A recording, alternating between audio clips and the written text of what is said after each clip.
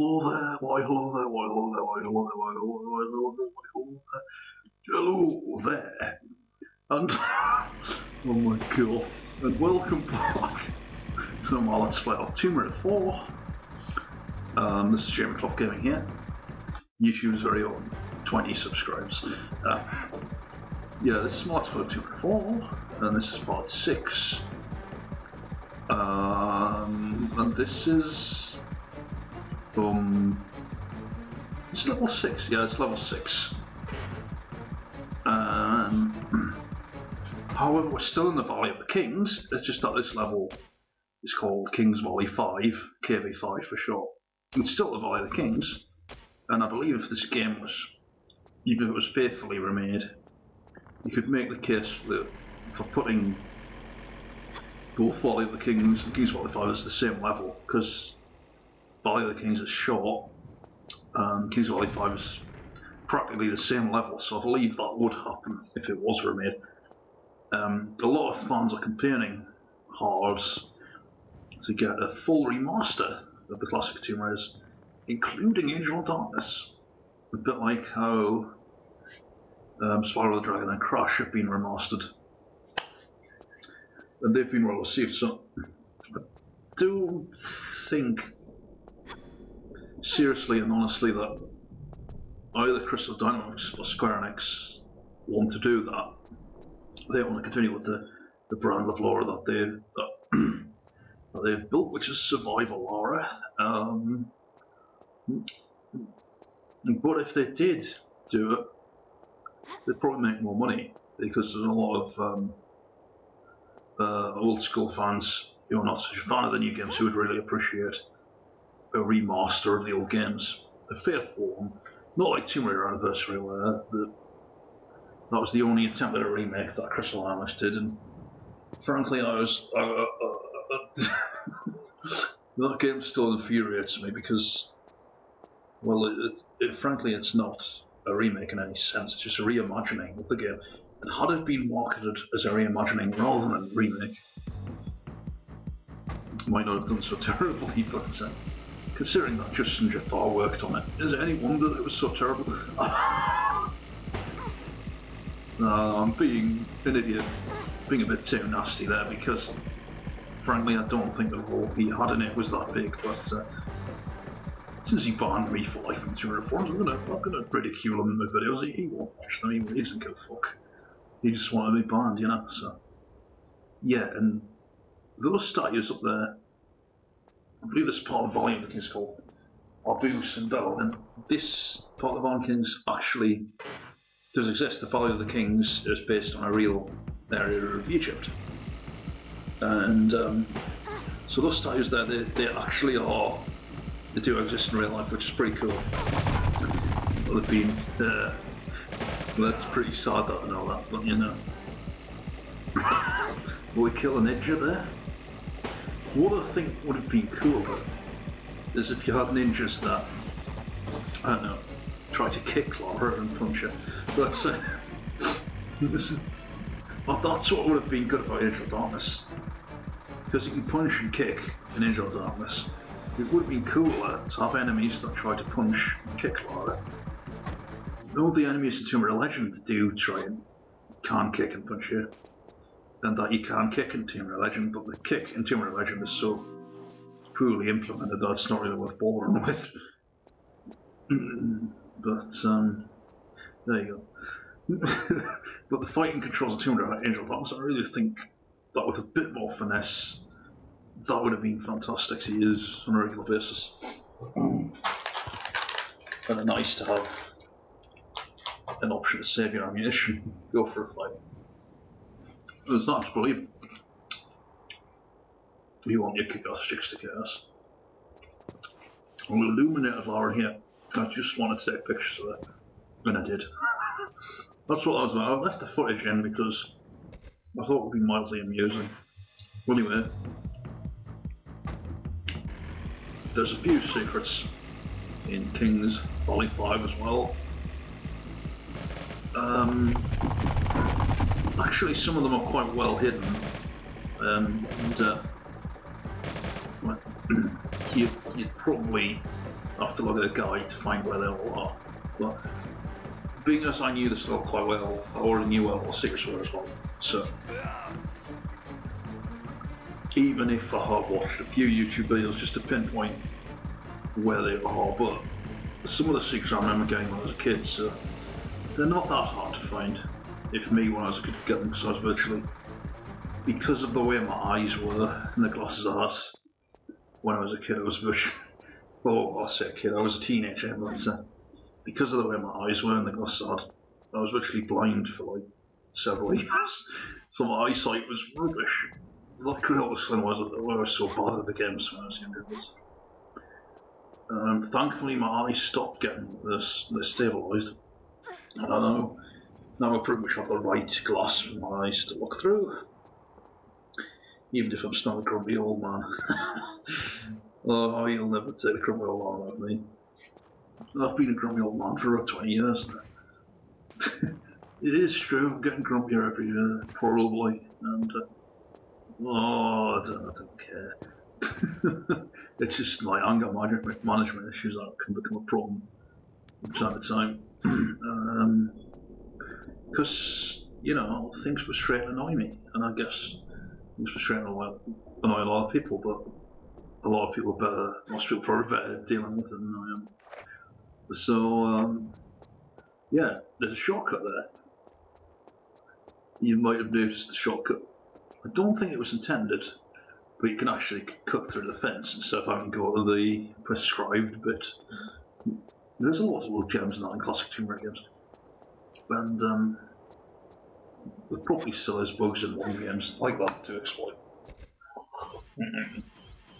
But the most modern game I've played is still 2019's Dead or Alive 6.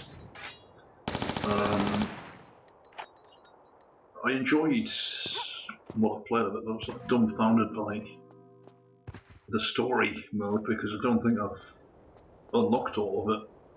It was highly confusing, and then Ned said that I couldn't rewatch because I hadn't unlocked it, despite the fact that I'd just gone through it.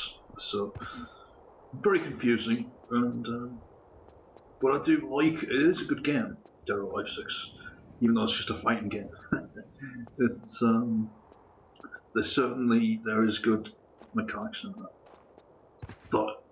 that you can get used to relatively quickly. So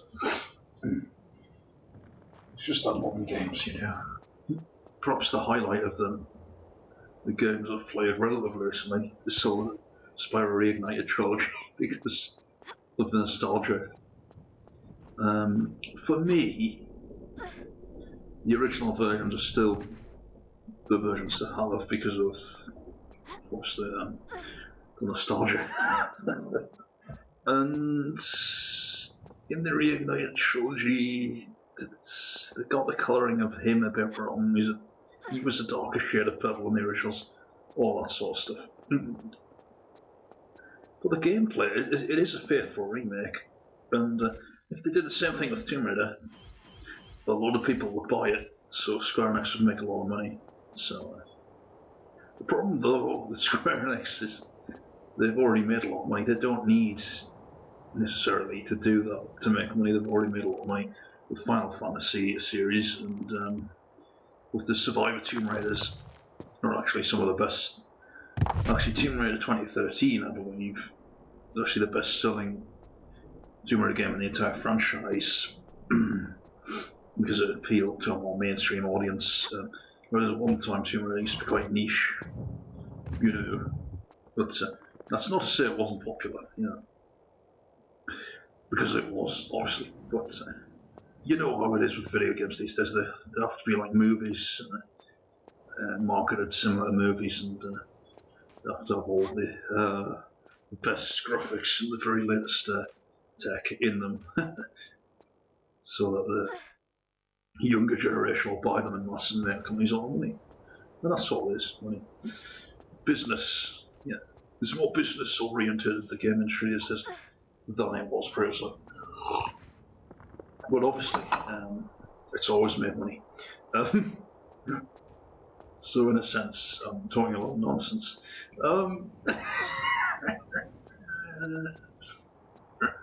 Sometimes I do laugh like the thing in one of those gorillas videos.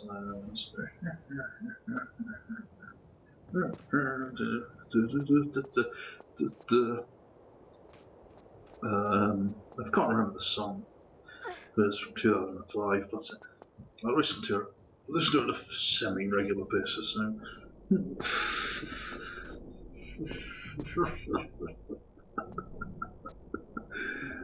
Occasionally I just like a laugh, you know. Like an idiot. Now, what you'll find with the Uzi armature far smaller than it was in Tomb Raider 3. Where if you see Let's Play Chronicles, you'll know this because the Uzi's in the Tomb Raider 4 spec for 2 in Chronicles as does a shotgun and the revolver. And when they bring the Desert Evil back, which is essentially the revolver in different form, it's really cool that they have a laser sight to attach to it, and you can tell it's retextured from Tomb Raider 3. It hasn't been retextured, it's just the same texture as it was in Tomb Raider 3. So it's like 2 years later, it's obviously graphically dated gun, it's pretty funny. There's another secret, and this one's quite tricky to get, so you have to avoid those mines in order to get it. And it is possible at this level to completely fuck yourself over. What it's possible to do is actually leave your Jeep up there and then go for the fall. Now if you do that, you can't get back up there. So then you can't complete the level. So you're pretty screwed, you have to reload the game. But if you go down there without the Jeep and save the game, you have to restart the entire game because there's no restart level option in this game. So if anything goes wrong, you're fucked, basically. Except for the fact that PC players will be able to download a version of the game that's further on to save their. Well, PS1 players can't do that. In any sense of the word.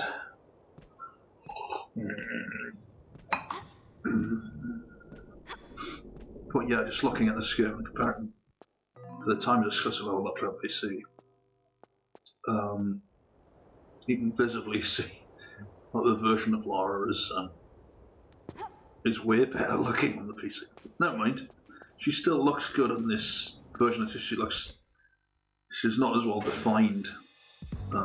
It's still the same character model essentially. It's not as well defined. But hell, it was a new engine, and to make a lot of it was built around the previous engine, but it was quite different in terms of its aesthetic at the time. So you can appreciate that. You can appreciate that.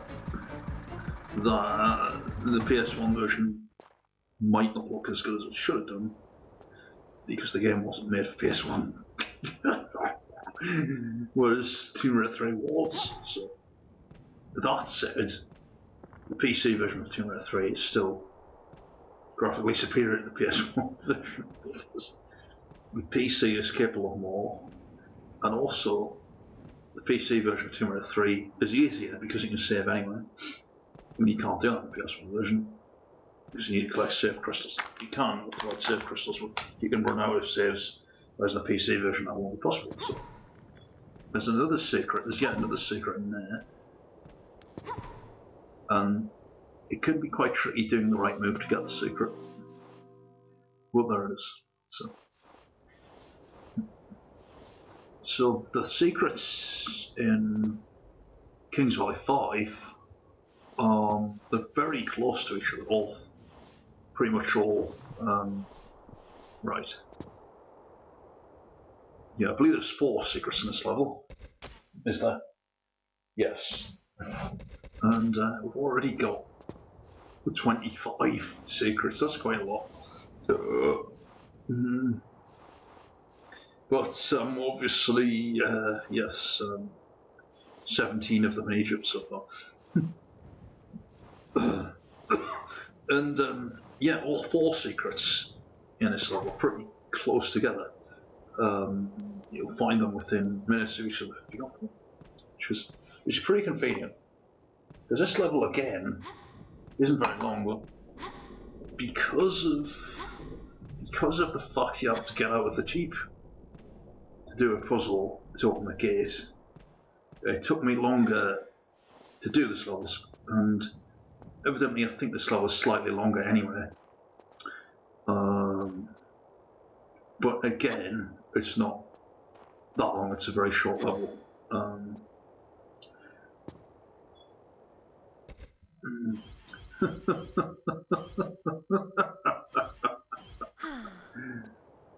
Oh my god! Yeah, I've been doing commentary for several hours now.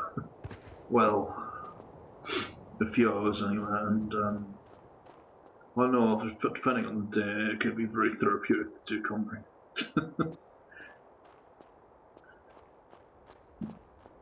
And of course, I'm itching, of course, to upload the remaining parts to Tomb Raider 3, so that I can begin recording the rest of Tomb Raider 4. That will happen, because part 28 is being uploaded, and there's only 11 more parts to upload. And that's quite a lot of parts, because with Tomb Raider 3, a lot of the levels inevitably took more than one part to do, because how long they are.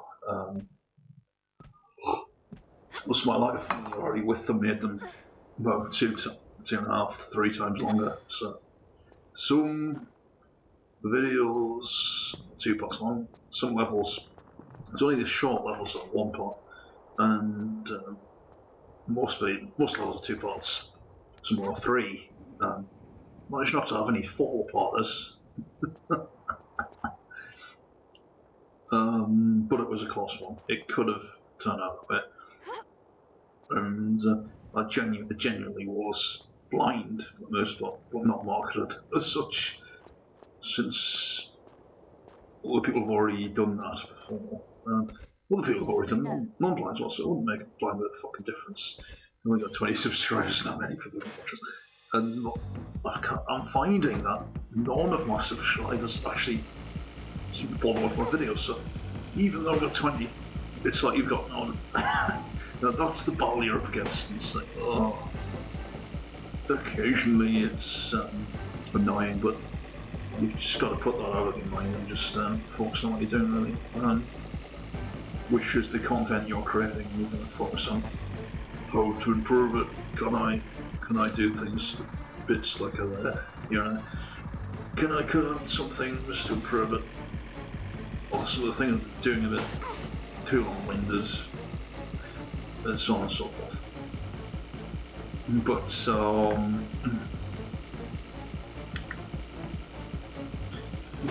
you don't know me till it's over. No, but let's no, let's go.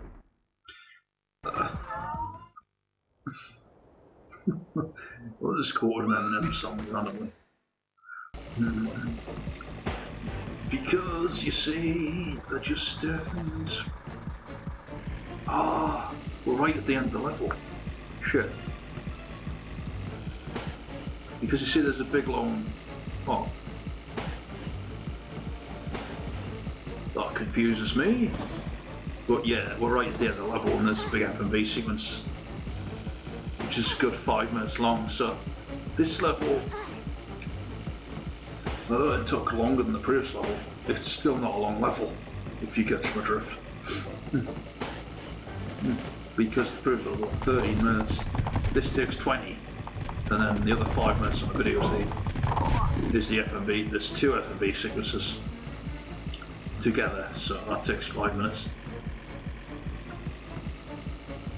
I just love running these guys over on the tube, it's so therapeutic, you know. But it was 2 months ago and this was fun, but never mind that. I believe the graphics still hold up today, yeah.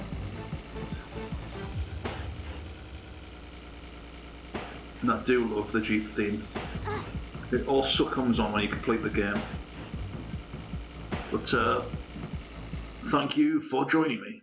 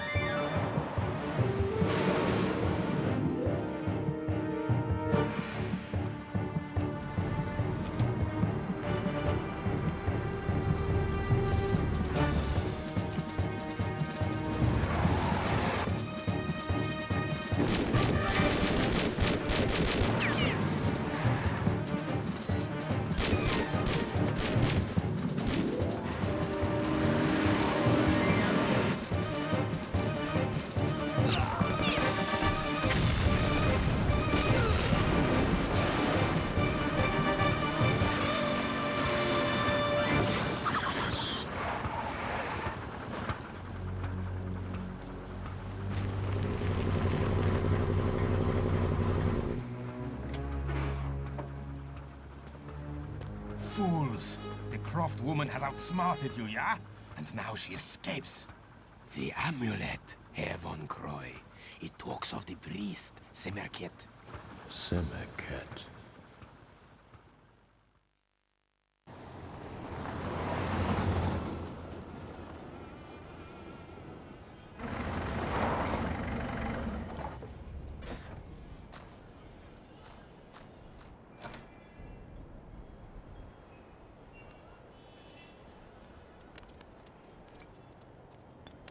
Mon Dieu! Lara? Jean-Yves, my faithful friend. I fear this is not a social visit? Only if you want Von Croy gate-crashing the party. Von Croy? I think he was looking for this. The amulet of Horus. An almost legendary artifact. So, you have found and opened the tomb of Set. This doesn't bode well. Translating from the Hebrew, he who removes the amulet shall once more release the dark power of Set. And Set saith, I am the shadow across the sun. I am the bringer of plagues. My wrath will consume all lands and shall be ceaseless.